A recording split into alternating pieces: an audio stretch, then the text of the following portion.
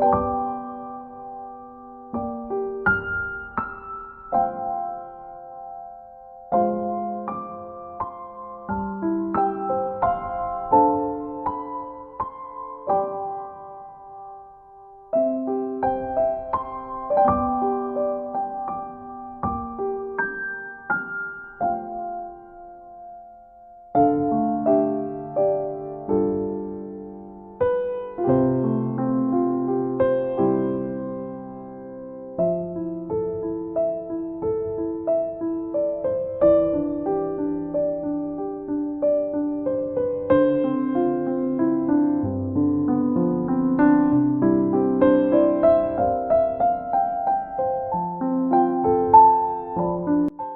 Hello friends, welcome back to our channel. ನಾನು ಸುಮಾ. ಎಲ್ಲರೂ ಹೇಗಿದ್ದೀರಾ? ಚೆನ್ನಾಗಿದ್ದೀರಾ ಅಂತ ಭಾವಿಸ್ತಾ ನಾನು ಇವತ್ತಿನ ವಿಡಿಯೋನ ಸ್ಟಾರ್ಟ್ ಮಾಡ್ತಾ ಇದ್ದೀನಿ. ಇವತ್ತು ಈ ವಿಡಿಯೋದಲ್ಲಿ ತುಂಬಾ ಖುಷಿ ಆಯಿತು ಅಂತಲೇ ಹೇಳ್ಬೋದು. ಖುಷಿಯಿಂದ ಈ ವಿಡಿಯೋನ ಶೇರ್ ಮಾಡ್ತಾ ಇದ್ದೀನಿ. ಯಾಕೆ ಏನು ಎತ್ತ ಅಂತ ಪೂರ್ತಿಯಾಗಿ ವಿಡಿಯೋನ ನೋಡಿ ನಿಮಗೂ ಕೂಡ ಖುಷಿ ಆಗುತ್ತೆ ಅಂತ ಅಂದ್ಕೊಂಡಿದ್ದೀನಿ. ಹಾಗೆಯೇ ಒಂದು ರೆಸಿಪಿ ಕೂಡ ಶೇರ್ ಮಾಡ್ಕೊಂಡಿದ್ದೀನಿ. ಅದನ್ನು ಕೂಡ ನೀವು ಕೂಡ ಟ್ರೈ ಮಾಡಿ ಹೇಗೆ ಬಂತು ಅಂತ ಕಮೆಂಟ್ ಮಾಡೋದನ್ನು ಮರೆಯೋಕ್ಕೆ ಹೋಗಬೇಡಿ. ಈ ವಿಡಿಯೋನ ಪೂರ್ತಿಯಾಗಿ ನೋಡಿದ ಮೇಲೆ ಇಷ್ಟ ಆದರೆ ಒಂದು ಲೈಕ್, ಶೇರ್, ಕಮೆಂಟ್, ಹಾಗೆಯೇ ನನ್ನ ಚಾನಲ್ನ ಯಾರೇನೂ ಸಬ್ಸ್ಕ್ರೈಬ್ ಮಾಡಿಲ್ಲ ದಯವಿಟ್ಟು ಸಬ್ಸ್ಕ್ರೈಬ್ ಮಾಡಿಕೊಂಡು ಸಪೋರ್ಟ್ ಮಾಡಿ ಅಂತ ಕೇಳ್ತಾ ಇವತ್ತಿನ ವಿಡಿಯೋನ ಸ್ಟಾರ್ಟ್ ಮಾಡ್ತಾ ಇದ್ದೀನಿ. ಇವಾಗ ಬಂದು ರೆಸಿಪಿನ ಹಂಗೆ ಹೇಳ್ಬಿಡ್ತೀನಿ, ಎಕ್ಸ್ಪ್ಲೇನ್ ಮಾಡಿಬಿಡ್ತೀನಿ ಒಂದರ್ಧನ.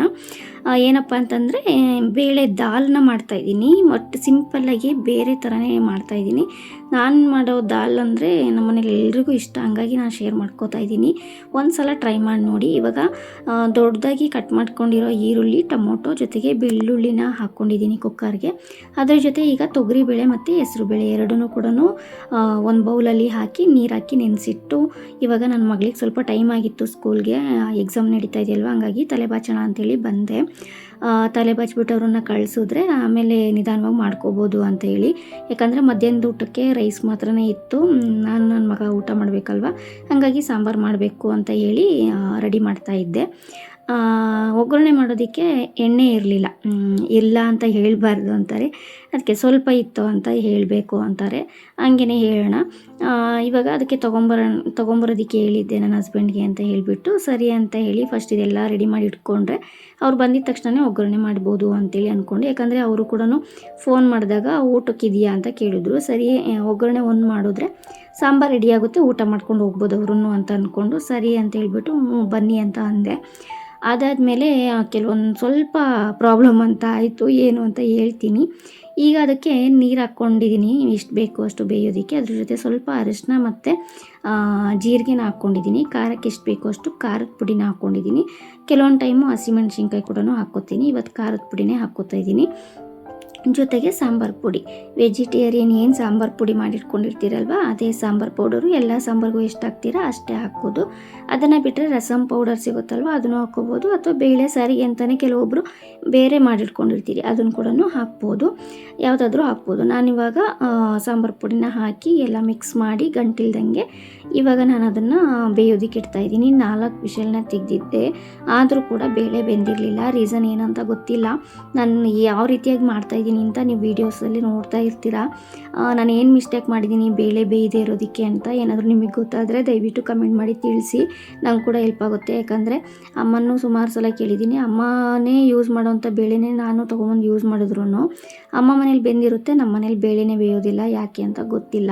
ತರಕಾರಿ ಸಾಂಬಾರು ಆದರೆ ಅದ್ರ ಜೊತೆನಾದ್ರೂ ತಿನ್ಕೊಂಬಿಡ್ಬೋದು. ಬೇಳೆ ಸಾಂಬಾರಲ್ಲಿ ಬೇಳೆನೇ ಫುಲ್ ನುಣ್ಣಗೆ ಬೆಂದಿರಬೇಕಲ್ವ, ಆವಾಗಲೇ ಚೆನ್ನಾಗಿರುತ್ತೆ ಟೇಸ್ಟು.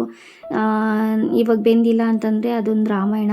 ಅದಕ್ಕೆ 4 ವಿಷಲ್ ಹೊಡ್ಸಿದ್ರೆ ಅಷ್ಟೊತ್ತಿಗೆ ಬೆಂದ್ಕೊಂಡ್ಬಿಟ್ಟಿರುತ್ತೆ ಅನ್ನೋ ಹೋಪ್ ಇಟ್ಕೊಂಡು ಇಟ್ಟೆ. ಬಟ್ ಏನಾಯಿತು ಅಂತಂದರೆ ಬೇಳೆನೇ ಬೆಂದಿರಲಿಲ್ಲ 4 ವಿಷಲ್ ತೆಗೆದ್ರೂ. ಇನ್ನು ಏನೋ ಬಸ್ಸಾಂಬಾರಿಗೆಲ್ಲ ಬೇಯಿಸ್ಕೊತಾರಲ್ವ, ಆ ಥರ ಬೆಂದ್ಬಿಟ್ಟಿತ್ತು. ಆಮೇಲೆ ಏನು ಮಾಡಬೇಕು ಅಂತಲೂ ತಲೆ ಓಡಲಿಲ್ಲ. ಆಮೇಲೆ ಏನು ಮಾಡಿದೆ ಅನ್ನೋದನ್ನು ಇದು ಶೇರ್ ಮಾಡ್ಕೊಂಡಿದ್ದೀನಿ. ಸಾಂಬಾರು ಟೇಸ್ಟಿಯಾಗಿ ಬಂದಿತ್ತು, ಅದನ್ನು ಕೂಡ ಶೇರ್ ಮಾಡ್ಕೋತೀನಿ. ಪೂರ್ತಿಯಾಗಿ ವಿಡಿಯೋನ ನೋಡಿ. ಇವಾಗ ಅದಷ್ಟನ್ನು ಮಾಡಿ ವಿಷಲ್ ಹೊಡೆದು ವಿಷಲ್ ಹೋಗೋವರೆಗೂ ನಂಗೆ ಟೈಮ್ ಇತ್ತು. ಹಾಗಾಗಿ ಇದೊಂದು ಬ್ಲೌಸು ಸ್ಟಿಚ್ ಮಾಡೋದಿತ್ತು ಅಂತ ಕೂತ್ಕೊಂಡೆ. ಸ್ಟಿಚ್ ಅಂತೂ ಮಾಡಿದೆ. ಲಾಸ್ಟಲ್ಲಿ ಮೆಜರ್ಮೆಂಟಿಗೆ ಅಳತೆ ಬ್ಲೌಸ್ ಬೇಕಿತ್ತು, ಇದು ಅಳತೆ ಬ್ಲೌಸ್ ಇರಲಿಲ್ಲ. ಮೆಜರ್ಮೆಂಟ್ನ ಒಂದು ಚಿಕ್ಕದೊಂದು ಪೀಸಲ್ಲಿ ಬರೆದಿಟ್ಕೊಂಡಿದ್ದೆ, ಅದೆಲ್ಲೋ ಮಿಸ್ ಆಗಿಬಿಟ್ಟಿತ್ತು. ಹಂಗಾಗಿ ಅದು ಸಿಗೋವರೆಗೂ ನನಗಿನ್ನು ಕಂಟಿನ್ಯೂ ಮಾಡೋದಕ್ಕಾಗಲ್ಲ ಅಂತ ಹೇಳ್ಬಿಟ್ಟು ಅರ್ಧಂಬರ್ಧ ಸ್ಟಿಚ್ ಮಾಡಿ ಮತ್ತೆ ಎದ್ದೆ. ಎದ್ಮೇಲೆ ಮತ್ತೆ ಇನ್ನೂ ಟೈಮ್ ಇತ್ತು ಅಂತ ಹೇಳ್ಬಿಟ್ಟು ಒಂದು ಕೆಲಸ ಬಾಕಿ ಇತ್ತು. ತುಂಬ ದಿನದಿಂದ ಅನ್ಕೋತಾ ಇದ್ದೆ. ನಮ್ಮ ಮನೇನ ಸ್ವಲ್ಪ ಆ ಕಡೆ ಈ ಕಡೆ ಎಲ್ಲ ಶಿಫ್ಟಿಂಗ್ ಎಲ್ಲ ಚೇಂಜ್ ಆಗಿದೆ. ಜೊತೆಗೆ ಮೇನ್ ಡೋರನ್ನು ನಾವು ಚೇಂಜ್ ಮಾಡ್ಕೊಂಡಿದ್ದೀವಿ. ಅದನ್ನು ಇನ್ನೂ ನಾನು ಶೇರ್ ಮಾಡ್ಕೊಂಡಿಲ್ಲ. ನೆಕ್ಸ್ಟ್ ಯಾವುದಾದ್ರೂ ವೀಡಿಯೋದಲ್ಲಿ ಶೇರ್ ಮಾಡ್ತೀನಿ ಏನಾಯಿತು ಅಂತ.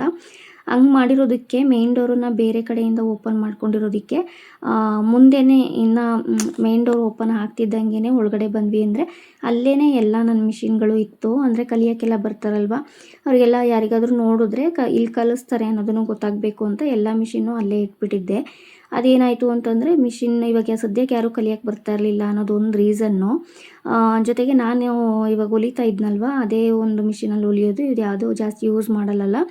ಅದೇ ಮಿಷಿನ್ ಮೇಲೆ ಎಲ್ಲನೂ ತೊಗೊಂಬಂದು ಎಲ್ಲನೂ ಇಡ್ತಾಯಿದ್ರು. ಅಂದರೆ ಹೆಲ್ಮೆಟ್ ಆಗಲಿ ಆಚೆಯಿಂದ ತೊಗೊಂಬಂದಿದ್ದು ಇನ್ನೊಂದು ಏನೋ ಒಂದು ನಮ್ಮ ಮನೆಯವ್ರದ್ದು ಯಾವುದಾದ್ರೂ ವಸ್ತುಗಳು ಅದೆಲ್ಲ ತೊಗೊಂಬಂದು ಹಂಗೆ ಇಡೋದು ಮಿಷಿನ್ ಮೇಲೇ. ಫುಲ್ ಎಲ್ಲ ತೊಗೊಂಬಂದು ಉಟ್ಬಿಟ್ಟಿದ್ರು. ಯಾರಾದರೂ ಮನೆಗೆ ಬಂದರೆ ಇನ್ನೂ ಎಂಟ್ರಿ ಆಗ್ತಿದ್ದಂಗೆ ನನಗೊಂಥರ ನೆಗೆಟಿವ್ ಅಂತ ಅನ್ನಿಸ್ತಾ ಇತ್ತು. ಅದಕ್ಕೆ ಅದನ್ನು ಶಿಫ್ಟ್ ಮಾಡಿಬಿಟ್ಟೆ. ನನ್ನ ರೂಮಲ್ಲಿ ಸ್ವಲ್ಪ ಜಾಗ ಫ್ರೀಯಾಗಿತ್ತು, ನಾವು ಅಲ್ಲಿ ಯಾರೂ ಮಲ್ಗೋಲ್ಲ ಅಂತೇಳ್ಬಿಟ್ಟು ಸರಿ ಅಂದ್ಬಿಟ್ಟು ಎಲ್ಲ ರೂಮ್ಗೆ ಶಿಫ್ಟ್ ಮಾಡಿಬಿಟ್ಟೆ ಮಿಷಿನ್ಗಳನ್ನ. ನನ್ನ ಮಗನ ಹೆಲ್ಪ್ ತೊಗೊಂಡು, ನನ್ನ ಮಗನೂ ಪಾಪ ಸಖತ್ತು ಹೆಲ್ಪ್ ಮಾಡ್ತು. ಹೇಳಿದ ತಕ್ಷಣವೇ ಎಲ್ಲ ಮಿಷಿನು ಅದು ಎತ್ತಕ್ಕಾಗಿಲ್ಲ ಅಂದ್ರೂ ಎಲ್ಲೆಲ್ಲಿ ಎತ್ತಬೇಕು ಅಲ್ಲೆಲ್ಲ ಸಪೋರ್ಟ್ ಮಾಡಿ ತಳ್ಕೊಂಡೋಗಿ ಏನೋ ಮಾಡಿ ಶಿಫ್ಟ್ ಮಾಡಿದ್ವಿ. ಅದಷ್ಟು ಆಗೋಷ್ಟೊತ್ತಿಗೆ ವಿಶಲ್ ಕೂಡ ಹೋಗಿತ್ತು. ಹಸ್ಬೆಂಡ್ ಕೂಡ ಬಂದರು ಎಣ್ಣೆ ತೊಗೊಂಡು. ಒಗ್ಗರಣೆ ಮಾಡಬೇಕಿತ್ತಲ್ವ, ಒಗ್ಗರಣೆ ಮಾಡಿಕೊಂಡು ಇವಾಗ ಏನು ಮಾಡಿದೆ ಅಂದರೆ ಬೇಳೆನ ತೆಗೆದ್ಬಿಟ್ಟು ಫುಲ್ಲು ಬೆಂದಿರಲಿಲ್ವಲ್ಲ ಅಷ್ಟು ಬೇಳೆ, ಒಂದು ಮುಕ್ಕಾಲು ಭಾಗದಷ್ಟು ಬೇಳೆನ ತೆಗೆದ್ಬಿಟ್ಟು ಜಾರಲ್ಲಿ ಹಾಕಿ ಎತ್ತಿಟ್ಟಿದ್ದೆ. ಅದು ಸ್ವಲ್ಪ ತಣ್ಣಗಾಗಲಿ ರುಬ್ಬಿ ಹಾಕ್ಬಿಡೋಣ ಅಂತ. ಈರುಳ್ಳಿ ಟೊಮೊಟೊ ಎಲ್ಲನೂ ಮಿಕ್ಸ್ ಆಗಿತ್ತಲ್ವ, ರುಬ್ಬಿ ಹಾಕಿದ್ಮೇಲೆ ಇನ್ನೂ ಸಖತ್ತಾಗುತ್ತೆ ಟೇಸ್ಟು ಅಂತ. ಅದಾದಮೇಲೆ ನನ್ನ ಹಸ್ಬೆಂಡಿಗೆ ಬೇರೆ ಲೇಟ್ ಬೇರೆ ಆಗಿತ್ತು. ಇನ್ನು ಡ್ಯೂಟಿ ಬೇರೆ ಸ್ಟಾರ್ಟೇ ಮಾಡಿರಲಿಲ್ಲ ಅವರು. ಊಟ ಮಾಡ್ಕೊಂಡೆ ಹೋಗ್ಬಿಡ್ತೀನಿ ಅಂದರೆ ಕರೆಂಟ್ ಬೇರೆ ಕೈ ಕೊಟ್ಬಿಡ್ತು. ಮಳೆ ಬರೋ ಥರ ಆಗಿತ್ತಲ್ವ, ಹಂಗಾಗಿ ಕರೆಂಟ್ ಹೋಗ್ಬಿಡ್ತು. ಇವಾಗ ಏನಪ್ಪ ಮಾಡೋದು ಅಂತ ಅನಿಸ್ಬಿಡ್ತು. ಆದರೆ ಎಲ್ಲ ಹಾಕಿ ಅದಕ್ಕೆ ಮಸ್ತ್ಬಿಟ್ಟು ಒಗ್ಗರಣೆ ಮಾಡಬೇಕಿತ್ತು ಅಷ್ಟೇ ಆ ಸಾಂಬಾರಿಗೆ. ಬಟ್ ಬೇಳೆ ಬೆಂದಿಲ್ಲ ಅಂತ ತಾನೇ ನಾವು ತೆಗೆದಿಟ್ಟಿರೋದು ಅಂದ್ಬಿಟ್ಟು ಸರಿ ಅಂತ ಹೇಳಿ ಸ್ವಲ್ಪನೇ ರೈಸ್ ಹಾಕ್ಬಿಟ್ಟು ಕರೆಂಟ್ ಬರುತ್ತೇನೋ ಅಂತ ವೆಯ್ಟ್ ಮಾಡ್ತಾಯಿದ್ದೆ ಅಲ್ವ, ಸ್ವಲ್ಪ ರೈಸ್ ಹಾಕ್ಬಿಟ್ಟು ಅದೇ ಸಾಂಬಾರನ್ನ ಹಾಕಿ ಕೊಟ್ಟೆ. ಅದು ತಿನ್ನೋ ಅಷ್ಟೊತ್ತಿಗೆ ಕರೆಂಟ್ ಬಂತು. ಆಮೇಲೆ ಮತ್ತೆ ಅದನ್ನು ರುಬ್ಬಿರೋದನ್ನು ಹಾಕಿ ಕುದಿಸ್ಬಿಟ್ಟು ಮತ್ತೆ ಇನ್ನೊಂದು ಸ್ವಲ್ಪ ರೈಸ್ ಹಾಕ್ಬಿಟ್ಟು ಸಾಂಬಾರನ್ನ ಹಾಕಿದೆ. ಎರಡೂ ಸಾಂಬಾರು ಟೇಸ್ಟ್ ಚೆನ್ನಾಗಿತ್ತು. ಬಟ್ ಅದು ಸ್ವಲ್ಪ ನೀರು ಥರ ಇತ್ತು. ಇದು ಚೆನ್ನಾಗಿದೆ ಅಂತ ಹೇಳಿದ್ರು. ಏನೋ ಒಂದು ಖುಷಿ ಆಯಿತು. ಆ ಥರ ಒಂದು ರೆಸಿಪಿನ ಮಾಡಿದ್ದಾಯಿತು. ನೀವು ಒಂದ್ಸಲ ಟ್ರೈ ಮಾಡಿ. ಬೇಳೆ ಬೆಂದಿಲ್ಲ ಅಂದರೆ ಆ ರೀತಿಯಾಗಿ ರುಬ್ಬಿ ಹಾಕಿ ಟ್ರೈ ಮಾಡಿ. ಸಖತ್ತಾಗಿ ಬರುತ್ತೆ ಟೇಸ್ಟು. ಇವಾಗ ಅದಾದಮೇಲೆ ನನ್ನ ಮಗಳೂ ಹೆಲ್ಪ್ ಮಾಡ್ತಾಯಿದ್ರು. ಮನೆ ಕ್ಲೀನ್ ಮಾಡಬೇಕಿತ್ತು. ನನ್ನ ಮಗನೂ ಅಲ್ಲೆಲ್ಲ ಅಳ್ಕೊಂಡಿರೋದೆಲ್ಲ ತೆಗಿತಾಯಿದ್ರು. ಅವ್ರವ್ರದ್ದು ಏನೇನು ಐಟಮ್ ಇದೆ ಎಲ್ಲ ಎತ್ತಿಟ್ಕೊಂಡು ಬೇರೆ ಬೇರೆ ಏನು ಐಟಮ್ ಇತ್ತು ಅದಾದರೆ ಜಾಗಕ್ಕೆ ಎತ್ತಿಟ್ಬಿಡಿ ಅಂತ ಹೇಳಿದ್ದಕ್ಕೆ ಎತ್ತಿಡ್ತಾಯಿದ್ರು. ನಾನು ಮನೆ ಫುಲ್ಲು ಕ್ಲೀನ್ ಮಾಡ್ಕೊಳ್ಳೋಷ್ಟೊತ್ತಿಗೆ, ಕಸ ಗುಡಿಸ್ಕೊಂಡು ಕ್ಲೀನ್ ಮಾಡ್ಕೊಳ್ಳೋಷ್ಟೊತ್ತಿಗೆ ಟೈಮ್ ಆಗೋಗ್ಬಿಡುತ್ತೆ.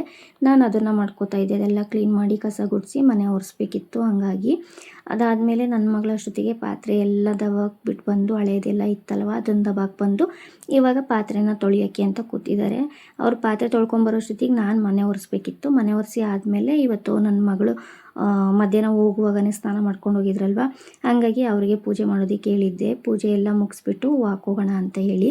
ಹಾಗಾಗಿ ಮುಂಚೆನೇ ಹೇಳಿದ್ದೆ ಅಲ್ವ, ಅಷ್ಟೊತ್ತಿಗೆ ನನ್ನ ಮನೆ ಒರೆಸೋಷ್ಟೊತ್ತಿಗೆ ಪಾತ್ರೆ ತೊಳ್ಕೊಂಬಂದರೆ ಪೂಜೆ ಮಾಡೋಕ್ಕೆ ಹೆಲ್ಪ್ ಆಗುತ್ತೆ ಅಂತ. ಸರಿ ಅಂದ್ಬಿಟ್ಟು ಅವ್ರು ಈ ಕಡೆ ಪಾತ್ರೆ ತೊಳಿತಾಯಿದ್ರು. ನಾನು ಆ ಕಡೆ ಅಷ್ಟೊತ್ತಿಗೆ ಕಸನೂ ಗುಡಿಸಿ ಆಯಿತು, ನೆಲನೂ ಒರೆಸಿ ಆಯಿತು, ಎಲ್ಲ ರೆಡಿ ಮಾಡಿಕೊಂಡೆ. ಅದಾದಮೇಲೆ ನನ್ನ ಮಗಳು ಕೂಡ ಪಾತ್ರೆ ಎಲ್ಲ ತೊಳೆದಿಟ್ಟು ಬಂದು ನೀಟಾಗಿ ಮತ್ತೆ ಒಂದು ಸಲ ನೀಟಾಗಿ ಕೈಕಾಲು ಮುಖ ಎಲ್ಲ ತೊಳ್ಕೊಂಡು ಸ್ಟೈಲಾಗಿ ರೆಡಿ ಆಗಿಬಿಟ್ಟು ಇವಾಗ ಪೂಜೆ ಮಾಡೋದಕ್ಕೆ ಅಂತ ಬಂದಿದ್ದಾರೆ. ಎಲ್ಲ ರೆಡಿ ಮಾಡಿಕೊಂಡು ಅವರು ನಂತರನೇ ಪೂಜೆ ಮಾಡಬೇಕು ಅಂದರೆ ಎಲ್ಲ ಪರ್ಫೆಕ್ಟಾಗಿರಬೇಕು. ಬಟ್ ಈ ರೀತಿಯಾಗಿ ಇತ್ತು. ದೇವ್ರ ಮನೆಯನ್ನು ಸ್ವಲ್ಪ ಕ್ಲೀನ್ ಮಾಡಬೇಕಿತ್ತು. ಕೆಳಗಡೆ ಪೇಪರ್ ಎಲ್ಲನೂ ನನ್ನ ಮಗನಿಗೆ ಪೂಜೆ ಮಾಡೋದಕ್ಕೆ ಹೇಳಿದ್ರೆ ಎಣ್ಣೆ ಎಲ್ಲ ಮಾಡಿ ಮತ್ತು ಊದುಬತ್ತಿ ಎಲ್ಲ ಅಲ್ಲೇ ಸಿಗಾಕ್ಬಿಟ್ಟು ಪೇಪರೆಲ್ಲ ಸುಟ್ಟೋಗೋ ಥರ ಮಾಡಿಬಿಟ್ಟಿರ್ತಾರೆ. ಅದೆಲ್ಲ ಚೇಂಜ್ ಮಾಡಬೇಕಿತ್ತು. ಅದನ್ನು ನಾಳೆಗೆ ಗುರುವಾರಕ್ಕೆ ಪೂಜೆಗೆ ಎಲ್ಲ ಸರಿ ಮಾಡ್ಕೊಂಬಿಡೋಣ ಅಂತ ಹೇಳಿ ಸದ್ಯಕ್ಕೆ ಹಂಗೆ ಪೂಜೆನ ಮಾಡಿಸ್ದೆ. ಇದಿಷ್ಟು ಇವತ್ತಿನ ವ್ಲಾಗ್ ಆಗಿತ್ತು. ಈ ವ್ಲಾಗ್ ಇಷ್ಟ ಆಗಿದೆ ಅಂತ ಅಂದ್ಕೊಳ್ತೀನಿ. ಫ್ಯಾಮಿಲಿ ಸಪೋರ್ಟ್ ಇದ್ದರೆ ಎಷ್ಟು ಕೆಲಸ ಆದ್ರೂ ಮಾಡ್ಬೋದು ಅಂತ ನನಗನ್ಸಿತ್ತು. ಅದೇ ಖುಷಿಯಲ್ಲಿ ಈ ವಿಡಿಯೋನ ಶೇರ್ ಮಾಡಿರೋದು. ನಿಮಗೆ ಕೂಡ ಇಷ್ಟ ಆಯಿತು ಅಂತ ಅಂದ್ಕೊಂಡಿದ್ದೀನಿ. ಇಷ್ಟ ಆಗಿದ್ರೆ ಒಂದು ಲೈಕ್, ಶೇರ್, ಕಮೆಂಟ್ ಆಗಿನೇ ನನ್ನ ಚಾನಲ್ನ ಯಾರೇನೂ ಸಬ್ಸ್ಕ್ರೈಬ್ ಮಾಡಿಲ್ಲ ದಯವಿಟ್ಟು ಸಬ್ಸ್ಕ್ರೈಬ್ ಮಾಡಿಕೊಂಡು ಸಪೋರ್ಟ್ ಮಾಡಿ. ಹಾಗೆ ಸಿಗ್ತೀನಿ ನೆಕ್ಸ್ಟ್ ವಿಡಿಯೋದಲ್ಲಿ. Take care. ಬಾಯ್ ಬಾಯ್.